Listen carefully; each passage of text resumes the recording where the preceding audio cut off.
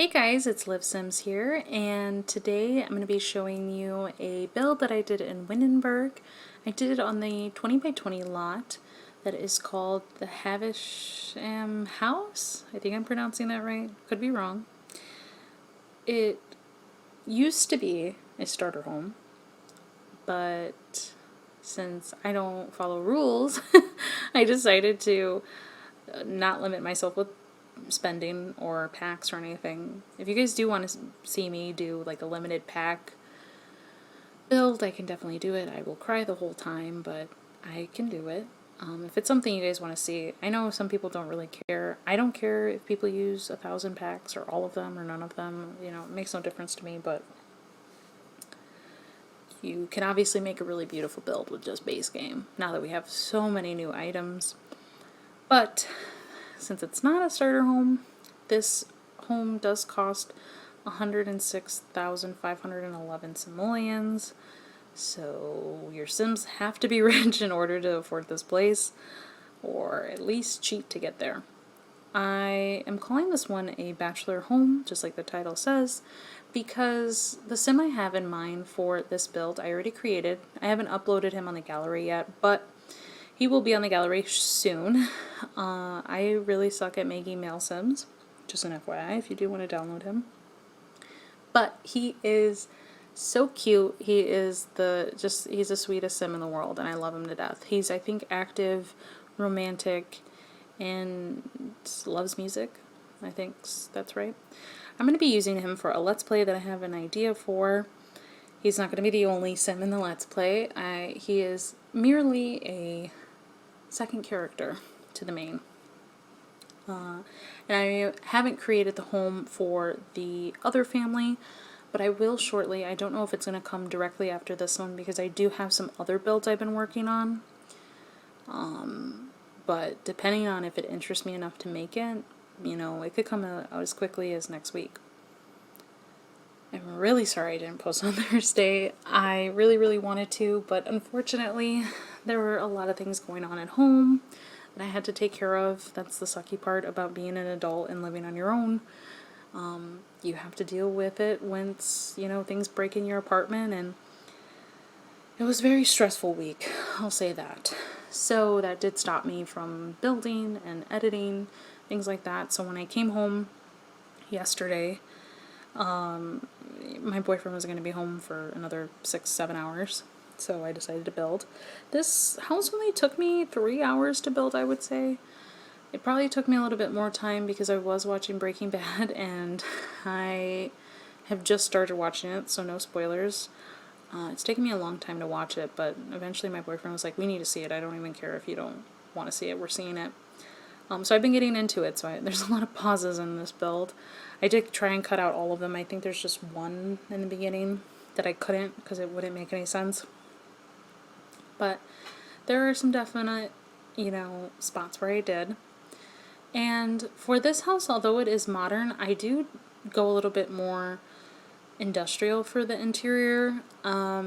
It just seemed to fit right with the character that I had in mind for this build, so I think it worked out pretty nice. I pair this base game industrial looking couch with this white little couch love seat from City Living, and I really love this couch. It comes in a lot of great universal swatches that you can use in almost any build. It's a really good accent chair, I would say. And if you don't want to just use like a one-seater chair and you want to use the love seat, that I would say is the best one to go with. And I go a little bit high-tech with the amenities for the house, just because I felt like, you know, if I'm going to spend money on a modern home, it's going to have the best of the best. So it's a really nice bed, you know, nightstand, closet space, windows. It has the works. So I think those really, it came together really nicely. There are very small areas where I do any clutter, which is probably why this build didn't take me very long to create. There's only a few places that I do clutter, which would be the bedroom here with the bookshelf, because you know me, I have to stuff it full of things. And I do go clutter crazy because I was getting so frustrated that I couldn't do anything anymore. I was like, why can't I, well, I can't put it here because it would make it look too cluttered and too much. So I think it works really well. There are some places in a home that you can't avoid there being clutter. Doesn't matter who you are. There's just spaces that you have that you use frequently. A lot of items get, dispersed there, and it only makes sense. So for the bookshelf, that's that space. The sim, I know, has been prone to go to the bookshelf very often, so I decided to give him a couple. There's one here in his bedroom. There is one downstairs in the living room that I eventually end up putting, so yeah, there's enough space here for him to read. And I use varying objects, clutter objects, for this bookshelf. I use some photos that we have, framed photos that we have, books, the bowling pin for whatever weird reason, the little robot that we got with the Freelancer, I believe, extension of the base game. And I put this little basket or bucket, I guess, full of ice in like a bottle with a heart on it. This item actually has a emotional aura attached to it, so if you do enable it, your Sims in that room will feel super flirty. And if you have ever tried to play with a Sim that's single and you're trying to find them somebody, it's very hard. Some Sims are uninterested in your Sim, so this one kind of eases the mood and makes it a lot easier for you to kind of get to know that person in that way. So I really like to put in these type of single homes for Sims that I know are going to be dating or, messing around, so it helps. And I put a stereo in the bedroom, which I don't recommend for gameplay. I deal with this issue a lot where I have one Sim sleeping and then the other Sim thinks it's funny to start dancing. They see them plain as sight, them just sleeping there, but no, they are like, no, I'm gonna do it. I'm gonna start dancing now. I think now's the time. So I don't recommend it for gameplay, but if your Sims listen to you better than mine do, have it, The bathroom, I would want to apologize for it now. There's a lot of different packs and, things like that in here. We have seasons, we have get famous, we have fitness stuff, so if you don't have those items, this bathroom's going to look really weird. I don't know why I did. I really, I don't like to limit myself. I don't think I've made a limited build, and if you guys want me to, I can. I'll cry the whole time, but I can. And I like to, it's more of a challenge for me to kind of see what different game packs and stuff packs can I combine together to look really nice. How am I going to make them work? That's more of a challenge for me rather than just building with base game. Base game has a lot of great items now where if you build in with base game, it's not that much of a surprise, at least to me. It's really easy to do it now. So I just think that trying to mix all of them together works a lot harder of a challenge than the other way around. And this is the office space with a not an elliptical, it's a treadmill. A treadmill and a music station that we got with Get Famous, which I really love. I don't see enough people talking about this object. It's very interactive, it's very fun. It's basically your Sim creating electric music with no instruments, so very prevalent to now society. So I think it's a really great piece, and since my Sim is musically inclined, there are actually no instruments in this build, and I just realized that right now. This is my third voiceover doing this, so that's a little disappointing. You can, I imagine, I'm not going to be really playing with this specific Sim.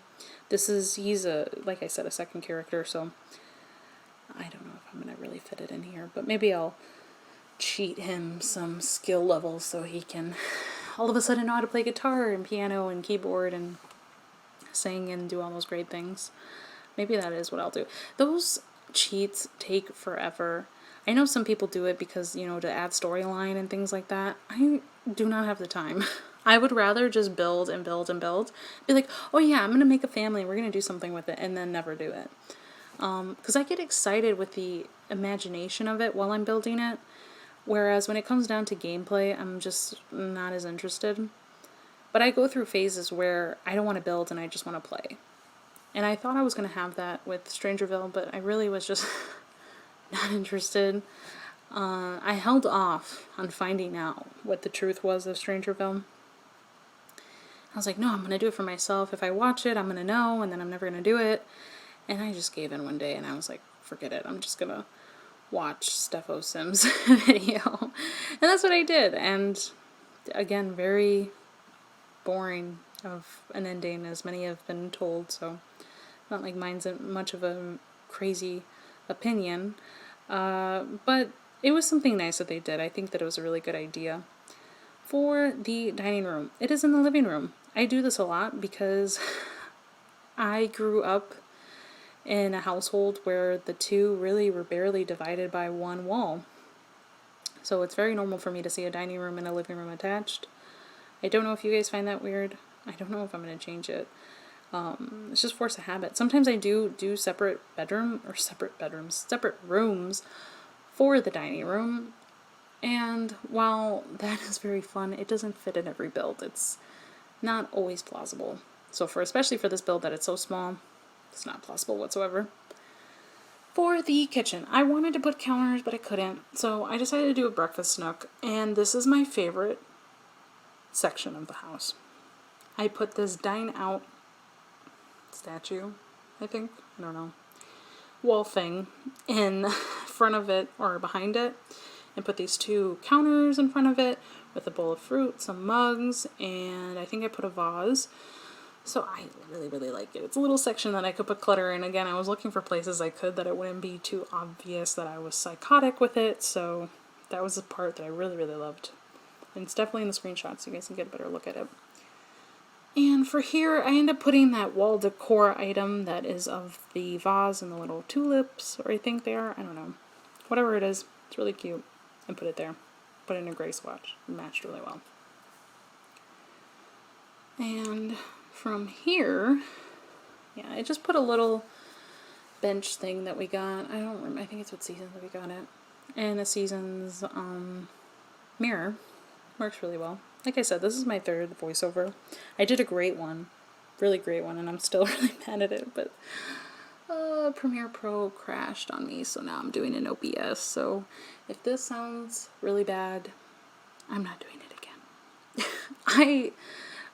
I focus more on the building part of it, so when it comes to these voiceovers, I'm still getting the hang of them. I think this one definitely sounds a lot better than my other ones. My voice is just super dry now at this point. I've been talking for the past 3 hours to myself, so I'm pretty much over it. This outdoor area was the most annoying part of this build.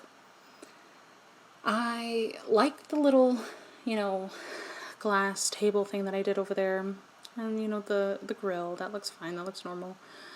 But it's once I put in this pool, because I did want a pool. Now that I'm thinking about it, maybe I could do a hot tub and it would have sufficed. But no, I wanted to be extra and bougie and put it in a pool in a 20 by 20 lot. And I put these couches here that came with base game. And I know I used these in my last build that you guys saw. But technically that build and this build, there's like 5 months apart of them. So I don't feel like I used them twice. I just feel like I've seen them a lot. Just because that other build took me forever to edit, which I complained about.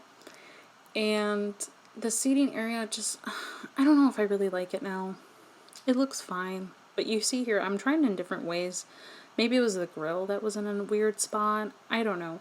But I do end up putting it like this, where I have the ottoman by the pool and just this little area with the light piece that we have that came with City Living. Put a little rug out here. The landscaping of this build is really basic, and it really depends for me if it needs it. Since it is again a 20 by 20 lot, I don't think it's necessary to have massive amounts of landscaping. You're going to take away a lot from the build in my eyes, and it was already a 1-bedroom, so you can't go any smaller than that. So I just go with these bushes.